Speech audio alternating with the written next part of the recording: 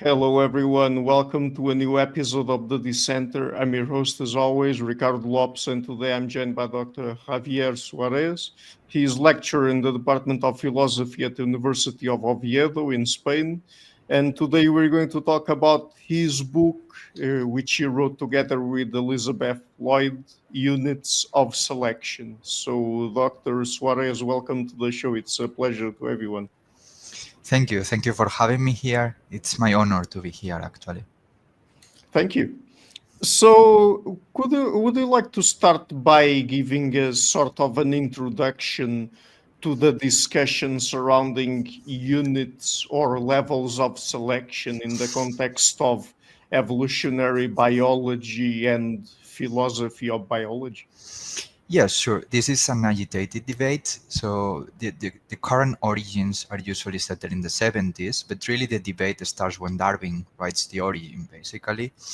And the key problem here is that while Darwin postulates the mechanism of natural selection as the mechanism that produces adaptations and the evolution of life in general, and one of the key questions is, but what are the types of entities that natural selection sees? Do they have to have any kind of cohesiveness or not? And if so, what type of cohesiveness? How does it work? So one of the questions is empirical, is does it affect to groups, to individuals, to populations? And there is another which is also, let's say, conceptual or theoretical, which is more biological, which is the meaning of the expression itself, unit of selection, whether it applies only to one type of unit or, as many things in philosophy, it's a plural and it has several meanings. So those are the two type of questions. So, on the topic of units of selection, what are the main questions that it raises and that people debate the most within that topic?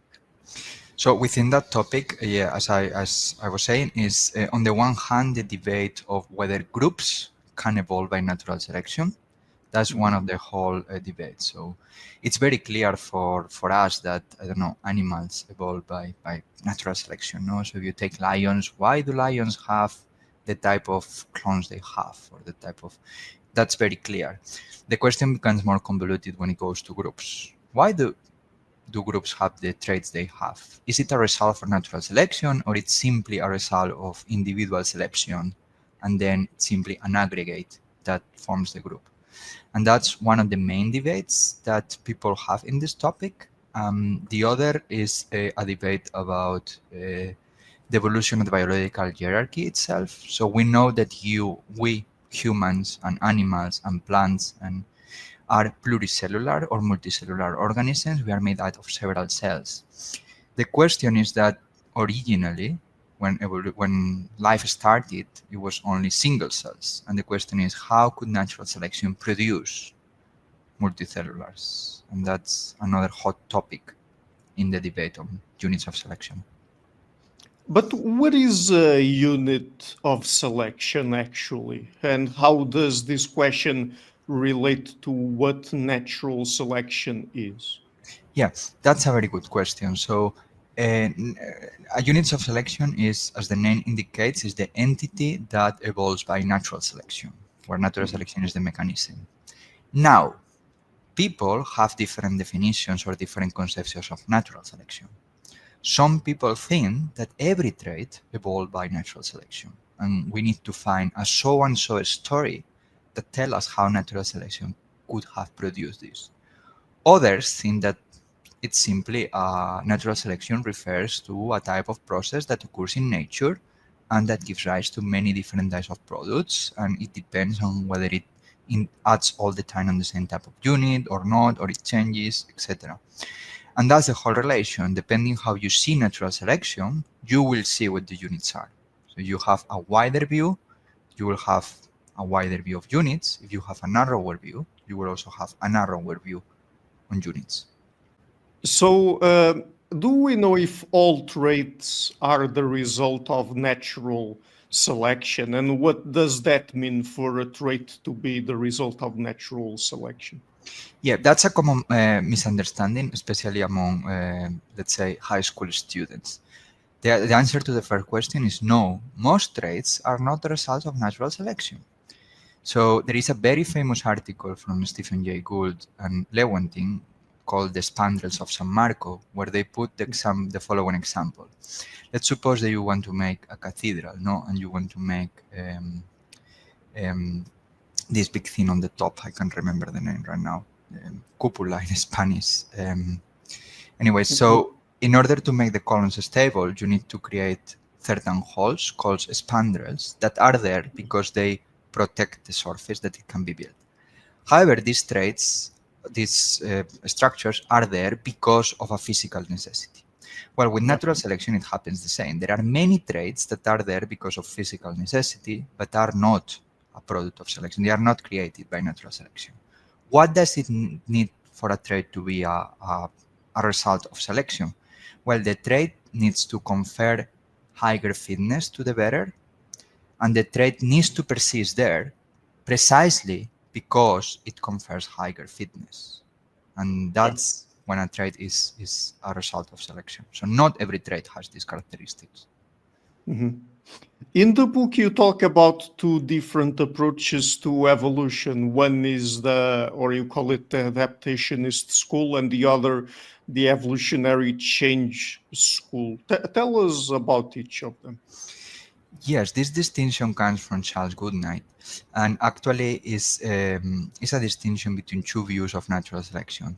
The adaptationists tend to think that every trait they are interested in is a result of selection, and they will try to find a so-and-so story explaining how this trait could evolve against the odds. What are the odds? Well, the many contingent factors that can affect that the trait that confers higher fitness evolves, right? That's against the odds. Evolutionary change school people don't think that every trait is necessarily an adaptation, and think that many traits are visible to natural selection, even if they don't get fixed in the population, or even if they don't get engineered, etc. So they simply focus on the process of selection itself. That is, how among the many contingent factors that affect organisms, some of the factors that affect them are related to the fitness of their traits. And that's the main distinction. Could you explain what is that you call in the book the Disambiguation Project? What is that? This already goes to the core of the book. So in the book, we focus on one of the first question I mentioned in the first answer is the question of the meaning of the expression unit of selection and how different people use it. What we call the Disambiguation Project is a project that tries to understand how different researchers or different research traditions have used the expression units of selection. The Disambiguation Project postulates that the expression is ambiguous because it's used to refer to different concepts, even if the expression is the same. And the key point of the Disambiguation Project is to do that, is to disambiguate. Okay, we know units of selection is ambiguous. What are the different meanings that the expression can adopt? And that's the whole core of the project. You also talk about the Unitary Project. What is the Unitary Project and how does it differ from the Disambiguation Project? The Unitary Project precisely is the one that thinks that actually the expression is not ambiguous. Units of selection refers to just one type of thing, just one concept. And what it tries to do is to investigate the necessary conditions for a thing to be a unit of selection. And the main difference is that, they don't think there is an ambiguity, that simply some people use the concept wrongly. Tell us about what you mentioned, another thing that you mentioned in the book, that is Lewontin's recipe approach to the levels of selection and how it relates to the Disambiguation Project. Yes, Lewontin's approach to natural selection comes from a paper that he wrote in 1970, although he updated his ideas a bit later. And that's what is considered the start of the debate on units of selection as we currently have the debate. This recipe approach tries to give the ingredients that are jointly necessary and sufficient for a thing to be a unit of selection. So it's a type of Unitarian project. According to this recipe approach, a unit is a unit of selection when it belongs to a population where there are traits that show variation between individuals in the population. So you need to have different traits for obvious reason. Yeah. These traits have different fitnesses. So you have different variations of the same trait, but also that they confer different fitness, and that these traits are heritable. That means that if you have a trait that confers you a higher fitness, then your offspring will also have a higher tendency to have this trait. And Lewontin's approach, as I say, starts the debate, and it's the first Unitarian approach. How it relates to the Disambiguation Project? Because actually those three ingredients have to be separated, and they give rise to different types of units if we analyze each of these items separately or in certain combinations. What is your view on debate surrounding the existence of group selection? Do you think it actually is a thing or not?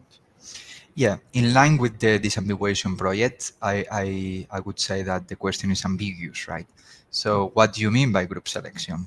And the type of Disambiguation Project that Lisa, Lloyd, and myself promote distinguishes at least three meanings.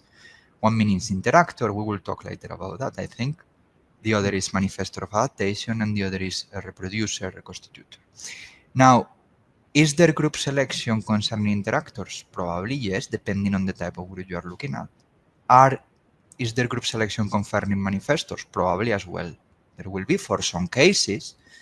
Will there be concerning reproducers? Probably yes, but you need to disambiguate first. I think there is group selection, clearly, but you need to be clear about what you mean by the type of unit you are asking about. Right, and we're going to talk exactly about that now, about how the term units of selection might refer to three different non-coextensional functional concepts. That is, we have interactor, we have replicator slash reproducer slash reconstitutor, and also manifestor of adaptation slash type 1 agent. So how did you arrive at this tripartite framework, and could you explain each of these concepts? Yes, well, actually, many years ago, in the 80s, when Lisa Lloyd wrote her first book, and a bit later, when she wrote a chapter on units of selection, she distinguished four meanings, not three. She distinguished four. The fourth one being the beneficiary. And she arrived there doing an analysis of the literature of the time and what people were discussing and so on. In my case, I arrived because of reading Lloyd's work, of course, but also because I was working on holobionts, which is holobionts are symbiotic units composed by an animal and its microbiome. And basically there I had many problems because some people were arguing that holobionts were units of selections, other people were thinking they were not. And then I realized that they were not talking about the same for a while, but I couldn't explain very well how and why, because I was seeing clearly that in many cases there were what we call manifestors, in many cases there were interactors. I arrived through this line realizing that they didn't mean the same, and then through reading Lisa Lloyd's work and talking to her, we kind of put some order in this kind of conceptual mess, so to speak. And the meaning of each of these concepts is the following. So the interactor is the entity that is directly visible to natural selection now. That is the entity that bears the trait, and in virtue of bearing the trait, causes reproduction or replication to be differential at each level or at a different level. Humans are interactors for probably their eye colors. Why? Because, well, depending on the eye colors, we will reproduce more or less. Yes. And it can be at the same or at a lower level. So in many cases, you are an interactor for your genes, so to speak, for example. What is the manifestor? Well, the manifestor of adaptation is more complicated because it requires to have interactor at one level repeatedly. Why? Because the manifestor is the result of a tinkering or engineering process. to put a typical textbook example, no? So how do giraffes got their long necks? Well, the long necks is not something that one giraffe one day appears with a longer neck or whatever, no? Well, for that, you need an engineering process. So you need the natural selection adds on specific bones and specific muscles and specific structures of the neck generation after generation.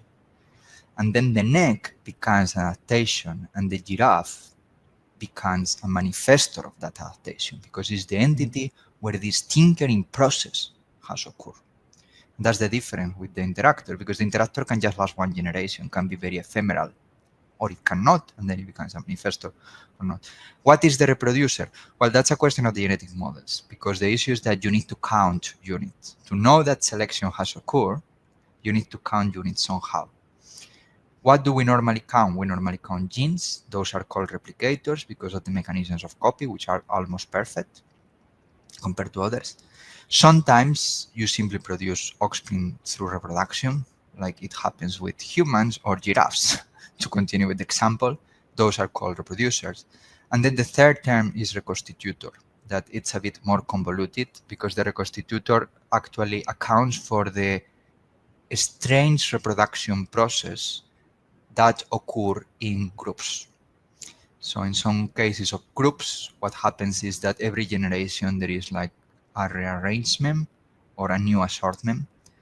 And that's what we mean by reconstitutor. But that's basically what you need to count to realize that natural selection has been occurring.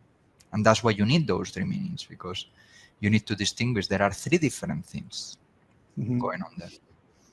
So still on the topic of these three different things, three different concepts, what kinds of research questions does each of these types of unit capture? What contexts are they asked in? And what type of evidence do we need for each of them? Yeah, that's also a good question. So then what we try to do in the book actually is disambiguate and make this even more clear than it was before. So the interactor basically asks the following question. What is the entity that is interacting as a cohesive whole with the environment such that reproduction is differential?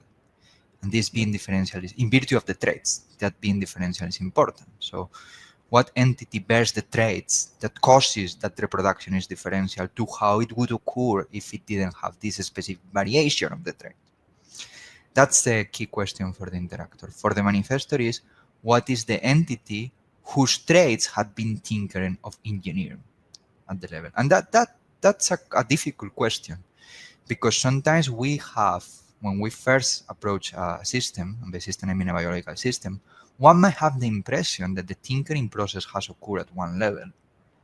But when one investigates this into, you can discover that actually natural selection is occurring at a different level, maybe at a lower level. And what you see at the upper level is not a tinkering process, it's simply a result of selection having occurred at lower levels. So the manifestor looks for the entity that whose traits are tinkered or engineered or accumulating, let's say, adaptations over time.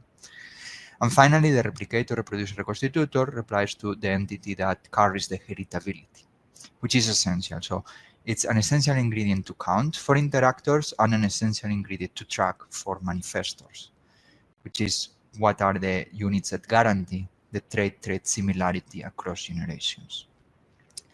And where they are used, well, you have many different methods, some of them similar, some of them no. In many cases, you need to build models.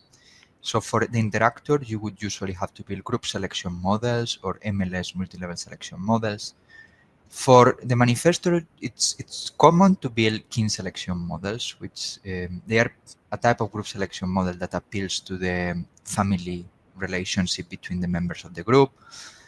And in all cases, and that's very, very, very important, you need experimental data, because you cannot just build a model. You need to go to the field, you need to accumulate data, you need to show the variation in the trait, you need to show the patterns of reappearance of the trait, and that requires simply going to the field and gathering data. Yeah, and you would need different evidence because you need to accommodate all these things together and use the models differently for each unit. Right. I mean, you've already talked about the differences between the three different kinds of concepts, but why is it necessary to distinguish between interactor and replicator?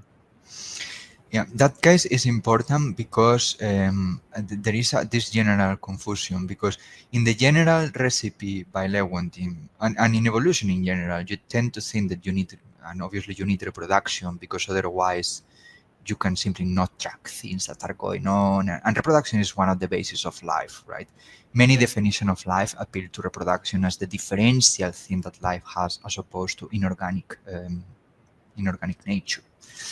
Right. Now, why is it important to distinguish the interactor to the replicator? Well, because in many processes of natural selection, the real cause, that is the trait that the environment is seeing and whose fitness is causing the differential replication, it's at a different level, normally higher than the things that are making copying of the cells. And of course, if we take a long evolutionary time, we only see the replicators or the reproducer, we see the genes, or we see the giraffes, but we are lacking the ephemeral units that are causing that.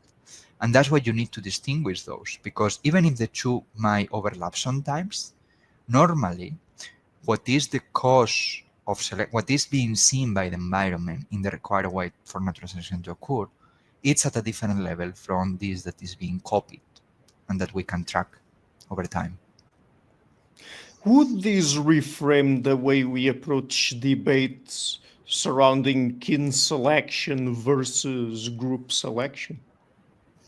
Well, in a sense, it reframes debates for the following. People, normally researchers in the kin selection tradition, what they will do is they will tend to merge the three questions into one, especially conflating manifestors and interactors all the time, and also because they require manifestors, they normally require as well replicators. Right. Whereas people working on group selection would normal, on many occasions, just be interested in the process of selection itself, so just looking for interactors. And even if the two, and that has been argued several times, some people oppose this, but many people think that group selection and kin selection are mathematically equivalent for specific models, of course, not in general. For specific models, you can prove a mathematical equivalence. That might be so, but the kind of things you are looking for is different. The kind of questions you are tracking is different, and they will only be equivalent a posteriori, never a priori. A posteriori, you can make the mathematical changes to make them equivalent, but the causal process that they are let's say, investigating, they are looking for, is different, and that's why it's important. Mhm. And what do we gain then by distinguishing interactor from manifestor or type 1 agent? Yeah, that's very important. Here we avoid a strong confusion, which is the confusion between the process of natural selection and a very specific product, which is the one that surprised Darwin for historical reasons. For historical reasons, in the 19th century, people were obsessed to demonstrate that God had created the world in such a way that organisms were perfectly adapted, and then, I don't know, this animal has this specific structure to do X, and that's why it does X. What Darwin does is naturalizes this. He basically says, look, that's not true. If you give history enough time and you take into account this, then this thinker trait that you see so sophisticated, because they are actually, are simply a result of history. Now, natural selection is a process that sometimes gives rise to this thinker process. And that's what we call manifestors of adaptations, when it's only for one trait, and type 1 agents when it's for every trait. So in humans, for example, all traits have to more or less coherently evolve, otherwise the species get extinguished, as we know. So that's a type 1 agent. Now, the interactor doesn't track this. It tracks natural selection acting now. And acting now might be different from the results it gives in the future, because there are many other contingent facts. And that's very important, because many models, there are many arguments in the genetic literature saying like, oh, this model doesn't work because if you apply this to 3,000 generations, the model collapses. Of course, but in tracking interactors. So why do I need to look 3,000 generations or That's important because that's a legitimate question. We need to know what's happening now. And it's important to legitimize a field that it's clearly legitimate. Mhm. In the book, you also talk about a framework that you call evolutionary transitions in individuality. What is that? Yeah, I mentioned this at the beginning as one of the debates in units. So, evolutionary transitions in individuality is a framework that studies how um, groups evolve from individuals, to put it basically. It starts from the beginning. So one of the key questions is how DNA gave rise to the first cells, how those cells gave rise to multicellular organisms, how multicellular gave rise to groups, and so on and so forth. But the most important question there is how groups evolve and how reproduction can be transferred from one level to the other. The Evolutionary Transitions Individuality framework is simply the framework that asks these types of questions. The questions about how modes of reproduction evolve and how singly reproducing entities become collectives that reproduce as a whole. And how does the Disambiguation Project apply to debates concerning this framework? Yes, in this ETI framework, Evolutionary Transition Individuality framework, most people have been from the Adaptationist school, so it's very famous that Miner Smith and Satmari in 1995, in the first book on the topic called The Major Transitions in Individuality, they claim whatever process gives rise to this evolution at the higher level, it needs to be for the good of the replicators. And that's something extremely surprising because actually, if you come from an evolutionary change school, you want to see the natural selection process as a process. And well, how does the higher level evolve? Well, probably because there was natural selection acting on the groups originally as interactors, and those interactors, due to probably many contingent reasons, and that's very important. Evolution is contingent in many aspects. It's not direct, it doesn't have a telos or anything similar. Because of natural selection acting on those groups, on those interactors, sorry, the manifestors evolve and the replication could be transferred to the higher level. That's why distinguishing those 3 minutes is important. Because sometimes you read papers like, oh, this surprising process could happen if we take into account, wow, what these things are interactors. What other thing could they be? I mean, so, yeah. Yeah. So I have one last question then, and I will start with a quote from your book here. Quote, more recently, several authors have called attention to specific processes in which certain phenotypic traits seem to reappear consistently across generations without replication or reproducing processes at that specific level. Could you give us examples of these? And do we also need a reconstitutor then? Yeah, that's a question that actually refers to my previous work to the book, and that's one of the reasons why I started collaborating with Lloyd, and that's a very good question. So before I started working on, let's say, only units in a sense, I was working on holobionts, as I said. No, holobionts are an animal or plant host plus its microbiome, and there the debate was whether they were units of selection and how. In my research, that was during my PhD, I discovered, well, there was something very clear, sorry, that the holobiome doesn't reproduce as a single whole. That's something extremely clear. So the microbiome goes on its own. There are many different species of bacteria, they reproduce on their own. The host reproduces on its own. And then because of this, one would say, well, they cannot be manifestors of adaptation. Recall the definition I said. They might be interactors, but if you don't have iteration of the process at the same level, then you won't get a manifestor. Now, what I discovered is that there are some cases in which this is not true. The specific case I investigated was the vampire bat, the evolution of Sankivory in vampire bats,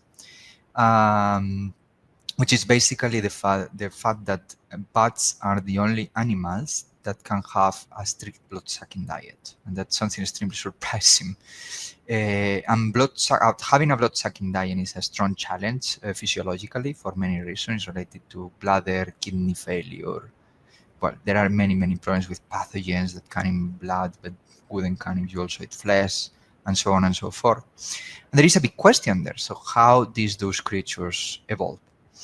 So the first way of replying to this question that any biologist would do is let's try to screen off the genome and see what kind of factors they have to cope with this diet. And then you have surprise. So many of the adaptation that the bats needs to have sanguivore diet, a strict sanguivore diet, are not there. But you have vampire bats. So that's very surprising, because so you have a strong empirical evidence, and then when you try to investigate why, and you go to the source that explains always this empirical evidence, you get an inconsistency. Well, what is discovered there is that there is positive selection for the specific traits coping with sanguivore in the microbiome of the vampire bats. And there it came my hypothesis. My hypothesis is, well, vampire bats are actually manifestors despite not having reproduction at the focal level, because bats reproduce on the one side, the microbiome on the other. And then I created myself a puzzle, because as I said, to have manifestors, you would need inheritance. How could inheritance work in this case? So what I did for that, I was working with two colleagues, Sophie Beck and Adrian Stenzel from the University of Vienna and the University Jagiellonian in Krakow, respectively. And there we came up with the following hypothesis. So let's suppose that, or let's start from the beginning. Inheritance is a functional relationship. So we talk about inheritance because there is a certain correlation between traits over generations. Now, what mechanism can guarantee that this correlation works how it should be? And then is when we invented the mechanism of reconstitution. Well, we invented, we didn't invent it. We gave a name to a mechanism that would explain what we think is happening in vampire bats. What happens there is that simply there is every generation, there is a specific assortment of a certain selection of partners between the bat and the bacteria. But not only that, once the bacteria compose the microbiome of the bat, the selection continues. Now, if you have this and press the play evolution over millions of generations, what happens is that you will have tinkering. Tinkering both in the way of looking for your partner, but also in the way of making your partner change. And that's when we introduce the concept of the reconstitutor. And as I said at the beginning, for units of selection, you need you have interactors, manifestors, and then reproducer replicators, but some interactors, like the case of the holobiome, that are also manifestors in some specific cases. The question is, and how do they reproduce? They clearly don't satisfy the requirement of replication, but they also don't satisfy the requirement of reproduction or reproducer, as this had been defined previously by authors such as Peter Godfrey Smith or James Grissemer. So then we came the concept of reconstitution, which is a process in which you don't have material overlap over generations, but you have a specific type of assortment due to the active action of the elements. So basically that's what it would be. It would be, I always, to explain it, I give an image. So take a magnet. So it's like a magnet that creates this kind of attraction. And once the iron pieces go there, it assorts them in the right way. I hope I have explained this clearly. It's a complicated idea. Yes. Javier, I'm going to leave a link to your book, which is, again, Units of Selection, published by Cambridge University Press, in the description of the interview. Apart from the book, are there any places on the internet where people can find your work? Yes, I have my university profile. And you check Javier Suárez, University of Oviedo, Javier Suárez Philosophy, University of Oviedo, because my name is uncommon in the English-speaking world, but it's extremely common in Spain. So I'm not the only one in the University of Oviedo, but just the only philosopher. And then I also have a website. You put Javier Suárez Philosophy on Google. It's relatively easy to find. And there I more or less have links to my research, or what I'm currently working on, what I've been working on in the past, also my publications. And of course, Google Scholar is a usual good source to find any kind of work. Yeah, great. I will include links to that as well in the description of the interview.